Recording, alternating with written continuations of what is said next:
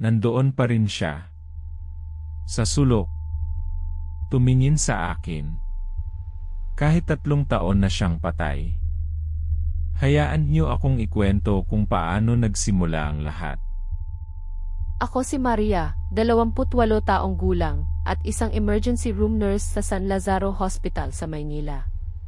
Mahigit 5 taon na ako sa propesyon na ito, at sa lahat ng aking nakita, mula sa mga aksidente sa motor hanggang sa mga kakaibang sakit, wala pa ring lumalampas sa karanasan ko sa basement ng ospital. Ang San Lazaro Hospital ay matatagpuan sa Santa Cruz, Manila. Ito ay itinayo noong 1830. Maraming taon na ang lumipas at maraming kaluluwa na ang dumaan sa mga pader nito. Ang ospital na ito ay may sariling mga kwento, at ako mismo ay naging biktima ng isa sa mga pinakanakakatakot na patakaran nito. Huwag buksan ang 2 pinto sa kanang bahagi ng basement. Wala namang nakakaalam kung bakit, ngunit sinusunod namin ito ng mahigpit. Hanggang isang gabi may nangyari. At dito nagsimulang maging kakaiba ang lahat. Ang bawat ospital ay may lihim na itinatago, at ang San Lazaro ay walang pinagkaiba. Ang hindi malamang dahilan sa likod ng patakaran na yon ay unti-unting mabubunyag. Mag-comment ng kung naniniwala kayo sa mga ganitong kwento, dahil lalala pa ito. Gabi ng Biyernes noon, mga 11:11 ng gabi. Kakaunti ang pasyente sa ICC, kaya naisipan kong bumaba sa basement para kumuha ng stock ng EE fluids. Si Manong Bert, ang gwardya, ang kausap ko. Manong Bert, kukuha lang ako ng supply sa storage sa basement. Sumagot si Manong Bert, sige Maria, mag-ingat ka. Alam mo na ang mga kwento dyan sa baba. Naman, Manong. Pero wala namang totoo dyan, ano? Sagot ko na may halong biro. Ngumiti lang si Manong Bert at umiling. Basta, iwasan mo yung 3 pinto, ha? Alam mo na yun.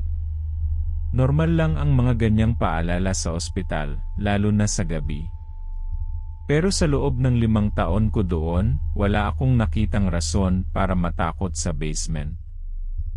Pero magtiwala kayo, kailangan niyong manatili para sa susunod na mangyayari. Dahil dito talagang nagiging hindi ka panipaniwala. Pagbaba ko sa basement, malamig at tahimik ang paligid. Ang tanging naririnig ko ay ang mga yabag ko at ang tunog ng lumang aircon. Dumaan ako sa mga pasilyo at nakita ko ang mga pintong binanggit ni Manong Bert. May nakita akong 3 pinto sa kanang bahagi. Ang unang pinto ay ang maintenance room. Ang pangalawa ay ang lumang morgue na hindi na ginagamit. At ang 3 pinto walang etiketa. Ito ang pintuan na pinagbabawal. Sa aking paglalakad, narinig ko ang isang mahinang iyak. Parang bata. Nagsimula akong kabahan. Sinubukan kong baliwalain, baka pusa lang o kung ano. Pero habang papalapit ako sa storage room, mas lumalakas ang iyak. Parang galing sa likod ng 3 pinto. May tao ba dyan? Tanong ko, kahit alam kong walang sasagot. Hello? Narinig ko ang mahinang bulong, tulungan mo ako. Muntik na akong mapaupo sa takot. Tumindig ang balahibo ko. Sino yan? Tanong ko ulit, medyo nanginginig na ang boses. Nasa loob ako. Hindi ako makalabas. Pakiramdam ko may humihila sa akin. Ang utak ko ay nagsasabing tumakbo, pero ang mga paa ko ay nakapako sa kinatatayuan ko. Lumapit ako sa pintuan. Ang pinto ay luma, bakal at may kalawang. Walang handle. Paano siya nakulong? Naghahanap ako ng paraan para buksan ang pinto. May nakita akong lumang susi sa sahig, malapit sa pintuan. Kinuha ko ito at nagkasya sa susyan. Dahan-dahan kong nilinga ang susi. May tunog ng lumang mekanismo na gumagalaw. Bubuksan ko na. Sino ka? Tanong ko. Si Lita. Tulungan mo ako, Maria. Tila may pamilyar sa boses niya. Lita. Anong Lita? Nagtataka ako. Wala akong kilalang Lita sa ospital. Si Lita, ang pasyente. Ang pasyente mo. Sa room 305. Bigla akong nilamig. Si Lita ay pasyente ko 3 taon na ang nakaraan. Isang bata na may malalang sakit sa puso. Namatay siya sa EUC. Pagbukas ng pinto, nakita ko ang isang silid na madilim, malamig, at may amoy ng lumang gamot at bulok na bagay. Sa sulok, nakaupo si Lita. Nandoon pa rin siya. Sa sulok. Tumingin sa akin. Ang kanyang mga mata ay walang buhay, ang kanyang balat ay maputla, at maisuot siyang puting damit ng pasyente. Ang katawan niya ay parang nabalot ng lamig, at ang kanyang mga mata ay nakatitig sa akin. Hindi siya gumagalaw. Hindi siya humihinga. Pero nakikita ko siya. Nandoon pa rin siya. Sa sulok. Tumingin sa akin. Kahit 3 taon na siyang patay. Napakabilis ng tibok ng puso ko. Pakiramdam ko ay hihimatayin ako. Hindi ko alam kung gaano katagal akong nakatayo doon, nakatitig sa kanya at nakatitig siya sa akin. Pakiramdam ko ay paralisado ako. Sa huli, napilitan akong tumakbo. Umakyat ako sa hagdanan, hindi na nag-abalang tingnan kung may sumusunod sa akin. Nang makarating ako sa UK, hingal na hingal ako. Nakita ako ni Manong Bert. Maria, anong nangyari sa iyo?